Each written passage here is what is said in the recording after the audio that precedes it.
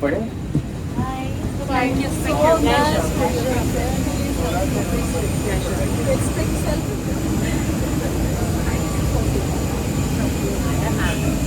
I hope you do it. Sure. Bye-bye. Thank you. को खींचकर कस लें। सीट बेल्ट खोलने के लिए फ्लैप उठाएं और सिरों को अलग करें। कैबिन में हवा का दबाव कम होने पर ऊपर बने पैनल से ऑक्सीजन मास्क अपने आप नीचे आ जाएंगे। ऑक्सीजन मास्क को अपनी ओर खींचें, नाक का मुंह पर लगाएं और सामान्य रूप से सांस लेते रहें। अपना मास्क लगाने के बाद अपने सही यात्री की मदद करें। इस विमान में 6 आपातकालीन निकास है, 2 द्वार सामने, 2 द्वार पीछे तथा विंग्स के ऊपर 2 खिड़कियां। इन्हें निकास संकेतों से पहचाना जा सकता है। आपास में फर्श पर लगी फ्लोरेसेंट पट्टियां जलेंगी और आपको नजदीकी निकास की दिशा दिखाएंगी। आपका नजदीकी आपातकालीन निकास आपके पीछे की ओर हो सकता है। अपनी और अपने सही यात्री की सुरक्षा के लिए आपास की नंबर सामान विमान में ही रहने दें। कृपया सीट पॉकेट में उपलब्ध सुरक्षा सूचना कार्ड को ध्यानपूर्वक पढ़ें।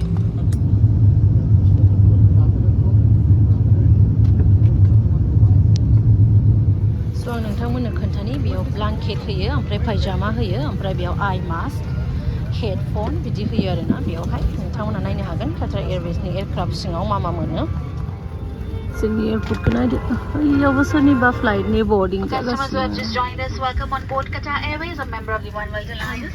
After you have found your seat, please place your hand luggage in the over storage compartment or under the seat in front of you. Customers seated at emergency exit and front row seat should keep the area clear of all items. Please switch your electronic devices and mobile बेयाव phones to फन flight mode charging and होजायो remember smoking ओमफ्राय and cleaning with बेयाव the flight TV and नायनो crutches. हागोन आरो These स्क्रिनाव things ओमफ्राय not बेयाव permitted होयो on board, including the washroom. Thank you. Please remove all devices from charging ports for takeoff and landing.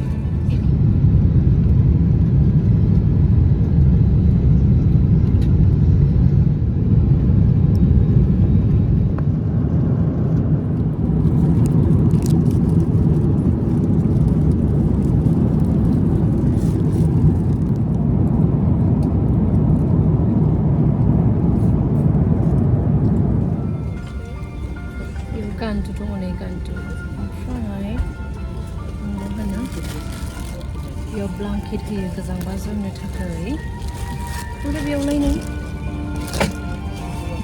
Headphone मेथाइ खोनासंनो थाखाय आरोना आंनि खाथियाव आयु माथो आलिकुरास दं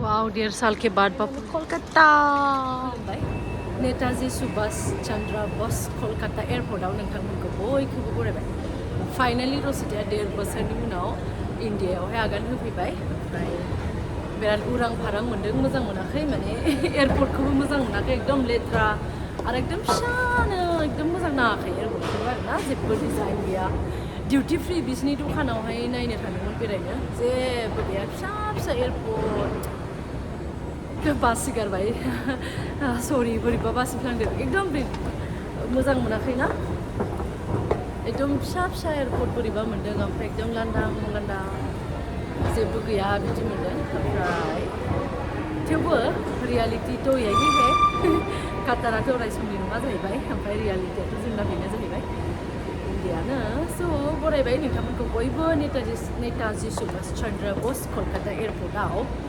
ओमफ्राय मा देखायबावनो दालाय आं एयारपर्टखौथ' देखायनो हास्लाबासै एयारपर्टखौथ' काटारनिखौ गासिखौबो देखायनो हास्लाबासै ओमफ्राय बिनिखौ आङो मा होनो बिनिखौलाय आंलाय मा देखायबावनो जेबो गैया बेयाव एकदम उरां फारां मोजां नाङाखै आरोना बांद्राय देखायनांगौनि जेबो बुस्थु गैया ओंखायनो देखायासै नोंथांमोननो आङो स' होमबा नेक्स्ट गुवाहाटियाव लोगो मोनहैगोन I can do the vlogging, right? Beautiful place. This is my first time in India and I'm working in Qatar Airways. Pleasure to have you on board, man. Have a lovely Thank you. Yeah. Please come. Yes. I go. Thank you. So Air India, your first time, Denise. Really.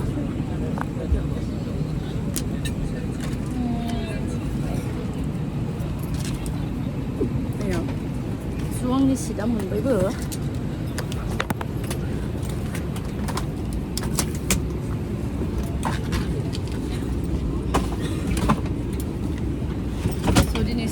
First time air इन्डियायावहाय गाखोफैदों आरोना experience लानायनि माबायदि मोनो मर्निंआव पाइसे ना होया था काली ऐसे okay बिथिं गोला मानसिफोर फैगासिनो बास केस ला बास की बास नो ट्रेन क्या था ये वो बात था बास नहीं करना हां एयार इन्डियानि थाखाय ब्रेकफास्ट फैबाय जोंनिया मर्निं ब्रेकफास्ट बिराद साउन्ड जादों फार्स्ट टाइम गाखोदों मोजां नाङाखै माने गाखोनानैहाय बेलेगावहाय आइगा लाइक भिडिअ इउटिउब অসমৰ হয় নে গুৱাহাটীৰ আচ্ছা মই এয়াৰবেজৰ কাম কৰিছিলোঁ তাৰ পৰা টোটেল গুৱাহাটী যাওঁ গুৱাহাটীৰ পৰা চাওঁ এতিয়া গুৱাহাটী ঘৰলৈ যাব পাৰিলে নাই বঙাইগাঁৱৰ মস্ত একদম বেয়া বহুত ভাগৰ লাগিছে और बेजोड़ पुरस्कारों का आनंद लेना शुरू करें। हम आशा करते कि आप हमारी सेवाओं का आनंद लें और आपकी उड़ान सुखद हो। धन्यवाद। Our flight AI-709 is from Kolkata to Dimapur via Guwahati, and the flying time is expected to be for 1 hour. Captain Abhijit Mehta is in command today, and assisting him in the flight deck is Captain Hador Gupta. My name is Mabwrwi, and I'm your cabin supervisor. So आङो गोबां बोसोरनि उनावहाय इयाव फैनानै आङो नोंथांमोननोहाय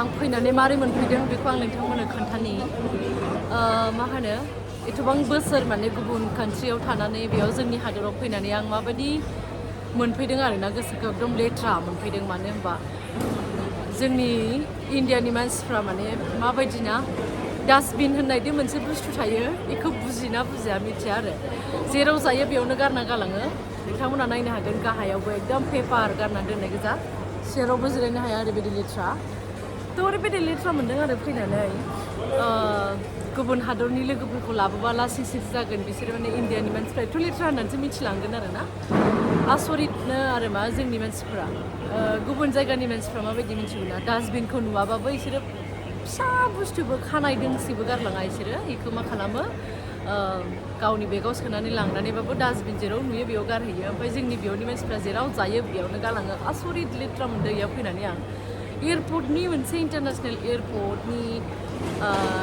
toilet वाशरुमफोरा थांनोनो हाया आङो ओरैबायदि लेथ्रा मोनदों माने ओमफ्राय देखायनो हायासै नोंथांमोननो आं इन्टारनेसनेल मा होनो नेताजि सुभाष चन्द्र बस इन्टारनेसनेल एयारपर्ट देखायनो हाला मा होननानै देखायबावनो आरोना नायग्राफ्रा मानो होनबा गुबुन जायगानिबो दङ आरोना ओमफ्राय बिथांमोना नुबा लासिंसिं जागोन इन्डियानि मानसिफ्रा गोबां लेथ्रा होननानै ओंखायनो देखायथ'ला आङो नेताजि सुभाष चन्द्र बस कलकातानि एयारपर्ट बेखौहाय देखायथ'ला जानो लोंनो नागिरदों थेवबो जेबो मोनाखै इथिंहाय आङो जानायनि नायगासिनो मोनाखै जानो मा जानो जेबो मोनाखै आरोना थ' आङो हरनि 1:30 सफैदों हरनि 1:30निफ्राय